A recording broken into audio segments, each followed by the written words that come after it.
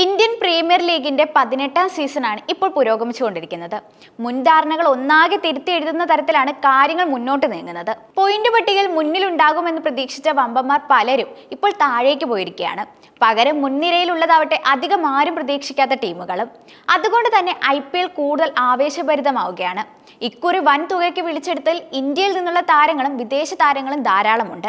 എന്നാൽ അവരിൽ പലരും പെരുമയ്ക്കൊത്ത പ്രകടനമല്ല കാഴ്ചവെക്കുന്നത്. കോടികൾ മുടക്കിയിട്ടും ഫ്രാഞ്ചൈസികളെ ഒരർത്ഥത്തിലും സഹായിക്കാത്ത ചില താരങ്ങളുണ്ട് കൂട്ടത്തിൽ. 3 പേരാണ് പ്രധാനമായും ഇക്കുറി മോശം പ്രകടനം കാഴ്ചവെച്ചവർ. മുംബൈ ഇന്ത്യൻസിന്റെ ഏറ്റവും വലിയ പേരുകളിലൊന്നായ രോഹിത് ശർമ്മയുടെ മോശം പ്രകടനം ഒരിക്കലും ആരും പ്രതീക്ഷിച്ചതായിരുന്നില്ല. 0, 8, 13, 17 എന്നീ സ്കോറുകൾ നേടിയ രോഹിത് ടൂർണമെന്റിൽ ഇതുവരെ 20 റൺസ് കടക്കാൻ പോലും കഴിയാതെ വലയുകയാണ്. ഓപ്പണിംഗ് നേരിടുന്ന പ്രശ്നങ്ങൾ മധ്യനിര ബാറ്റർമാർ സമ്മർദ്ദത്തിലാക്കുന്നുണ്ട്. നിലവിൽ ടൂർണമെന്റിൽ പ്രതീക്ഷിക്കാത്ത പ്രകടനം പുറത്തെടുക്കാൻ രോഹിത്തിന് കഴിഞ്ഞിട്ടില്ല.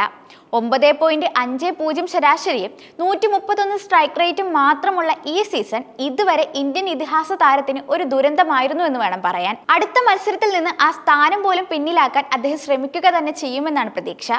കാരണം മുംബൈ ഇന്ത്യൻസ് അദ്ദേഹം നൽകുന്ന തുടക്കങ്ങളെ വളരെയധികം ആശ്രയിച്ചാണ് മുന്നോട്ട് പോകുന്നത്. അടുത്തത് ഋഷഭ് പന്താണ്. 27 കോടി രൂപ മുടക്കിയാണ് പന്തിനെ ഇക്കുറി ലക്നൗ സ്വന്തമാക്കിയത്. ടീമിന്റെ വലിയ പ്രതീക്ഷ തന്നെയായിരുന്നു പന്തെന്ന കാര്യത്തിൽ ഒരു തർക്കവുമില്ല. ഇന്ത്യൻ ദേശീയ ടീമിൽ ഉൾപ്പെടെ മികച്ച പ്രകടനങ്ങൾ കാഴ്ചവെച്ചിട്ടുള്ള പന്തിന് പക്ഷേ IPL കാര്യമായ നേട്ടം ഉണ്ടാക്കാൻ കഴിഞ്ഞിട്ടില്ല.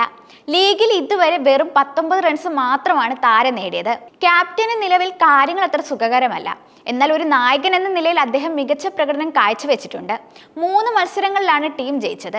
പക്ഷേ ക്യാപ്റ്റൻസി പന്തിന്റെ ബാറ്റിങ്ങിനെ ബാധിച്ചിട്ടുണ്ടാകാമെന്നാണ് ഇപ്പോഴത്തെ വിലയിരുത്തൽ.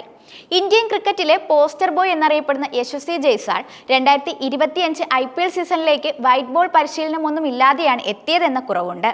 അത് അദ്ദേഹത്തിന്റെ കളിയിൽ പ്രതിഫലിക്കുന്നുമുണ്ട്. കാരണം അദ്ദേഹത്തിന് ഇതുവരെ തന്റെ ടീമിനായി മാച്ച് വിന്നിംഗ് ഇന്നിംഗ്സ് കളിക്കാൻ കഴിഞ്ഞിട്ടില്ല. പഞ്ചാബിനെതിരായ അവസാന മത്സരത്തിൽ അദ്ദേഹം 50 നേടിയിരുന്നു. എന്നാൽ മൊത്തത്തിൽ കഴിഞ്ഞ സീസണിനെ അപേക്ഷിച്ച് ജയ്സ്വാളിന്റെ പ്രകടനം മങ്ങിയിട്ടുണ്ട്. 131 എന്ന സ്ട്രൈക്ക് റേറ്റ് അദ്ദേഹത്തിന്റെ മുൻകാല റെക്കോർഡ് വെച്ച് നോക്കുമ്പോൾ വളരെ ചെറുതാണ്. കളിച്ച 4 മത്സരങ്ങളിൽ ഇതുവരെ തന്റെ യഥാർത്ഥ കഴിവ് പ്രകടിപ്പിക്കാൻ അദ്ദേഹത്തിന് കഴിഞ്ഞിട്ടില്ല എന്ന് വേണം പറയാൻ.